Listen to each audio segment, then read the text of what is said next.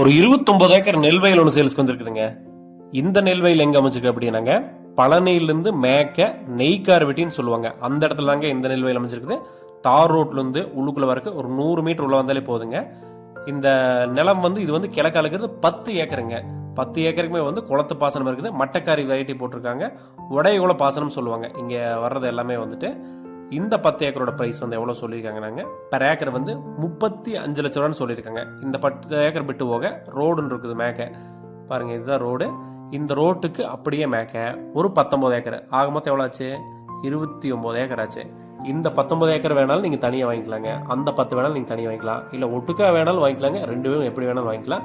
நெல் வயலை பொறுத்த வரைக்கும் வருமானம் என்னன்னு பாத்தீங்கன்னா, ஒரு 10 ஏக்கருக்குள்ள வந்து வருஷத்துக்கு ஒரு 12 லட்ச ரூபாய் இன்கம் எடுக்கிறாங்க.